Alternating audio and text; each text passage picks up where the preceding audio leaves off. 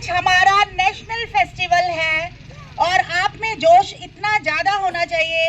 अभी प्रिंसिपल साहब ने भी जिम्मेदारियों की बात की है बेटा, जोश में होना भी हमारी एक जिम्मेदारी है, तो अपना जोश बरकरार रखिए।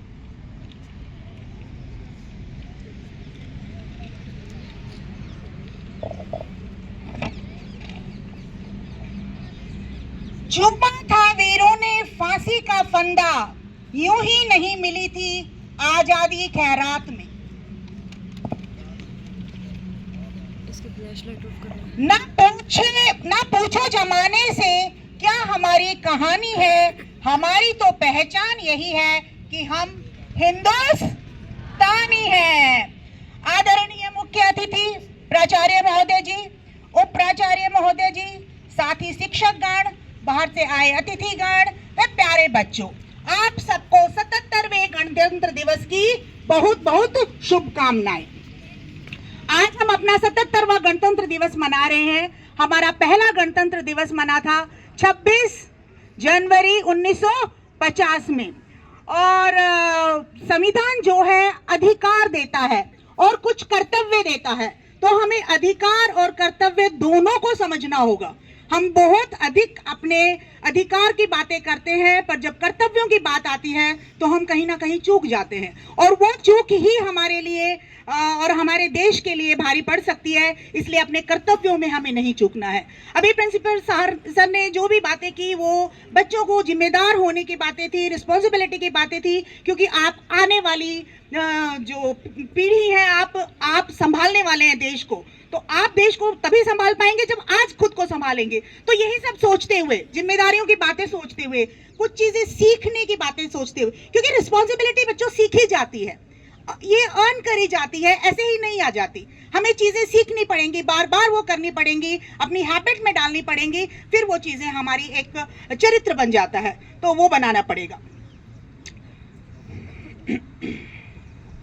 आज का भारत सिर्फ पूछता नहीं कि देश मेरे लिए क्या करे, आज का भारत पूछता है मैं देश के लिए क्या कर सकता हूं।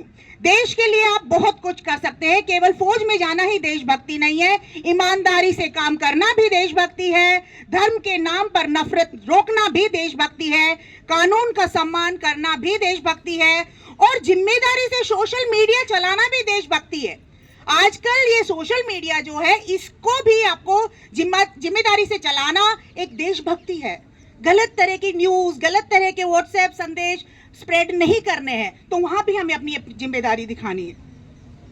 तो मैं भी एक शिक्षक की जिम्मेदारी निभाते हुए आज आपके लिए एक कविता लिख के लाई हूं, और मैं उम्मीद करती हूं कि शायद उस कविता के शब्द आप पे असर करेंगे, और जो मैंने जिस उम्मीद से लिखी है और इसको एक नाम दिया है सीखना होगा, शायद कहीं आप पे वो असर कर जाए। तो कविता हम शुरू करते हैं। 77 साल हो गए गणतंत्र बने आज, पर करने से अत्याचार कहां आए हैं लोग बाज। कहीं चोरी, कहीं मक्कारी, कहीं कालाबाजारी, तो कहीं बलात्कारी। कहां रुके हैं अनाचार, कहां है खुशहाली के समाचार। पर सोच नकारात्मक डराती है, वहीं सोच सकारात्मक जोश दिलाती है। बेशक बुराई खत्म नहीं हुई है, पर अच्छाई की भी कमी नहीं है। बदला है समाज, बदला नजरिया है, शिक्षा है सबके लिए, खुशियां हैं सबके लिए। उन्नति के अवसर भी समान है, कर्म के बल से किस्मत चमकाना आसान है। चलो अब कुछ बातें सीखें जो हमारे चरित्र को चमकाएंगी और हमें थोड़ा और बेहतर इंसान बनाएंगी। तो ये चीजें हमें सीखनी होंगी। दूसरों से पहले खुद का सुधार, बातों में नहीं व्यवहार में बदलाव, रोकना हर तरह का अत्याचार, बिना पक्षपात के रखना अपने विचार सीखना होगा। बुराई को अच्छाई से मिटाना, गलत बातों के आगे सर न झुकाना, बातें दकियानूसी छोड़ नए विचारों को अपनाना, सोच में अपनी नयापन दिखाना सीखना होगा।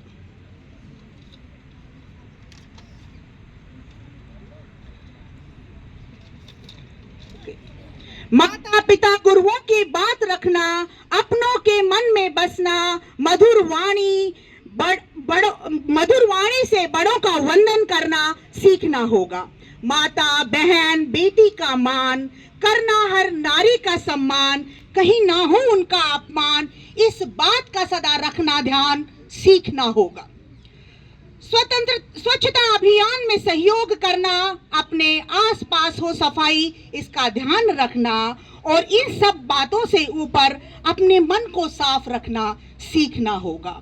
झूठ, चोरी, बुराई से बचना, हर बात में अच्छाई की रचना, सबकी नजरों में दिल में बसना सीखना होगा। कठिन है ये मगर खुद को तपाना सीखना होगा। कोई तुम्हें सुने ना सुने पर तुम्हें दूसरों को सुनना, उनका दर्द बांटना सीखना होगा। इंद्रियों पर अपनी काबू रखना सीखना होगा। हर गलत से बचना और सही को चुनना सीखना होगा। अब ये जरा गौर से सुनिएगा। देश की भावी आशाएं हो तुम सब, देश की भावी आशाएं हो तुम सब, पर देश को संभालने से पहले खुद को संभालना सीखना होगा। खुद को संभालना सीखना होगा। जय हिंद।